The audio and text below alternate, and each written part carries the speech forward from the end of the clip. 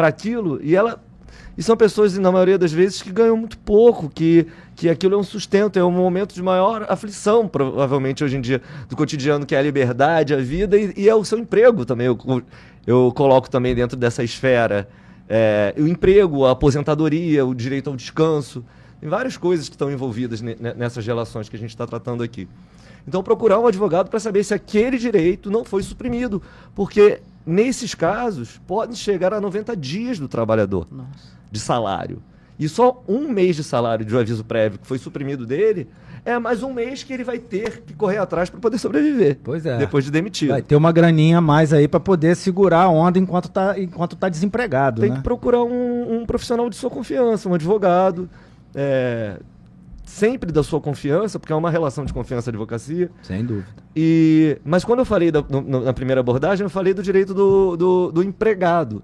Mas esse tema também é um direito do empregador. Porque como é uma relação contratual, quando o empregado pede demissão, vem para o empregador o direito de que, se ele dá o aviso, porque o aviso pode ser de ambas as partes. Voltando a dizer, contrato de trabalho. O trabalho é um contrato. Ainda que não tenha uma formalidade em muitos casos, que é só você é contratado. Assina a carteira, Assina a carteira, é um contrato. Inclusive tem uma legislação abundante, uma das melhores do mundo, que é a legislação brasileira protetiva do direito do trabalho, que ao longo do tempo está sendo absolutamente sucateada por diversos interesses. E que a gente tem que ficar muito atento, justamente por isso, inclusive, para, mais uma vez eu repito, buscar a ajuda de um advogado. E aí, nesse caso, o empregado, ele não tem ciência, e também por isso que a gente entra no tema, de como ele deve comunicar ao seu empregador o seu desinteresse naquela relação de trabalho. Ou seja, vou pedir demissão, vou pedir minhas contas. Quando ele faz isso, ele tem que ter ciência de que esse aviso prévio que ele teria direito, quando é demitido, ele pode ser descontado desse aviso prévio na sua rescisão. Em muitos casos, as pessoas não sabem disso, elas pedem demissão, não procuram uma orientação prévia de alguém especializado nessa área, e quando vai receber o seu tempo de casa, vai ver que está, às vezes, zerado, porque foi descontado o aviso prévio dele, que é um salário. Então, esse detalhezinho também é muito importante. Isso também fica de orientação, inclusive, também para os empregadores, porque a gente também não pode olhar sempre, embora eu tenha uma raiz, eu acho que mais protetiva com relação à área que eu atuo, de que também existem, principalmente na área onde a gente atua, eu principalmente na região de Itaboraí, Rio Bonito, Tanguá, São Gonçalo e agora em Saquarema, de pequenos comerciantes, que precisando daquela mão de obra, depois de firmado um contrato de trabalho, na cidade onde eu atuo hoje, que é a cidade de Saquarema, em que tem grandes demandas em determinados picos, agora, por exemplo, no verão, em que um pequeno comerciante, dono de uma padaria ou de um bar, naquele momento, o empregado vai embora, pede demissão e deixa ele sem o único funcionário que ele tinha.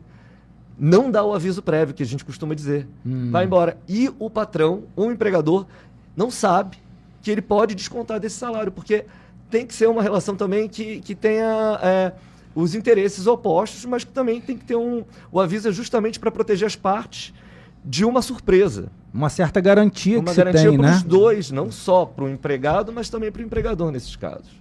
Então, é um direito assegurado aos dois dessa relação, né? Que é muito sensível. Então é importante que os empregadores saibam disso também. Porque isso aí realmente é impressionante como que para você traz isso de uma forma tão clara e isso não é tão badalado assim, não. Né? Principalmente pelo fato de que, infelizmente, muitas pessoas, sejam elas os empregados ou mesmo os empregadores, deixam de tomar o cuidado de procurar um profissional especializado na área específica, no caso seu, na área trabalhista, para poder regular algo que é tão simples e que pode trazer um benefício grande para uma das partes ou para ambas as partes, porque o que se quer no direito é o equilíbrio, preservando a diferença que cada um tem perante o outro. Eu penso que em todas as áreas que a gente está conversando aqui, falta muito uma consciência de todos nós, principalmente de todos nós, que eu digo todos nós brasileiros, com relação a se antecipar a um problema. É consultar a gente, consultar um advogado, consultar um especialista, consultar um contador na hora de fazer algum cálculo. Mas isso é cultura do brasileiro, só procurar depois do problema. E aí o problema, quando ele já está feito, a gente tem que agora traçar alguma outra estratégia. Mas consulte o doutor César, consulte algum advogado. Eu sempre brinco, gente, se você for dentista de 6 em 6 meses, você não vai ter dor de dente. Você não vai ter, você vai ter qualquer coisa. Seu check-up dor de dente não vai rolar. Tem que ser previdente. Não é previdente. Mas não pode dar mole para ela, puxa logo a brasa para sua sardinha.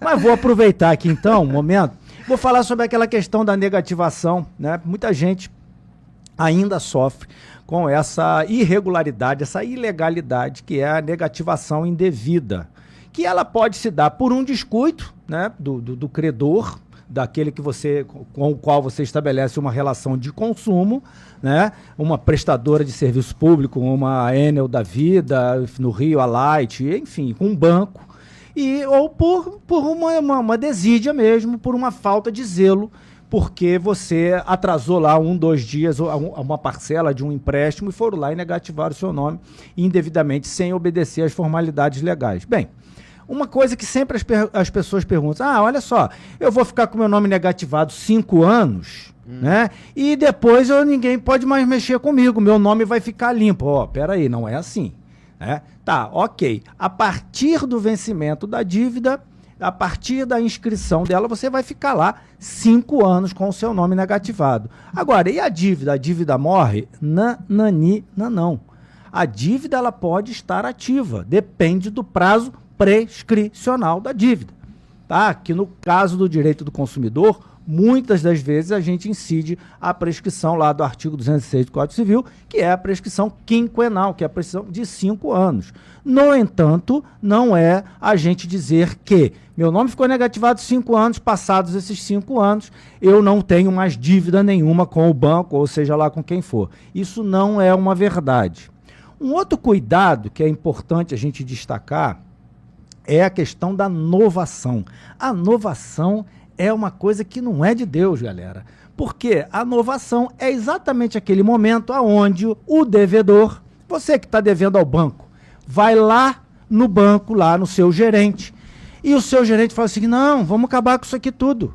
Nós vamos fazer o seguinte, você deve que cheque especial, o empréstimo que você pegou para comprar a sua casa e também o financiamento do seu carro. Ok, a gente vai acabar com isso tudo, que você não está conseguindo pagar, nós vamos fazer um contrato só. Olha, isso é um grande erro. Por quê?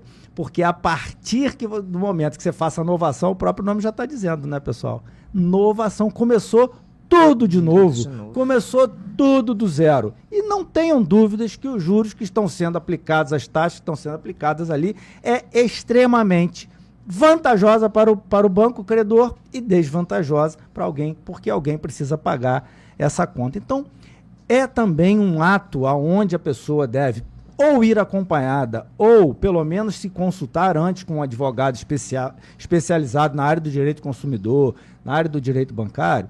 Importante que antes de negociar ou de renegociar uma dívida ou de contrair, né, uma dívida com o banco, porque isso é necessário também, as pessoas precisam às vezes lançar mão de uma linha de financiamento para iniciar um negócio ou para, enfim, para começar um projeto de vida, isso aí é legítimo, mas quando faz isso sem a assistência de um profissional da advocacia, acaba por assinar contratos que vão ser extremamente prejudiciais e às vezes serão inibidores de que você possa de fato iniciar aquele negócio. Não é incomum, infelizmente, aqui no Brasil, que as pessoas iniciem os seus negócios e quebrem. Ué, mas quebrou por quê? Má gestão. Às vezes é porque pegou o dinheiro no banco e não aguentou pagar.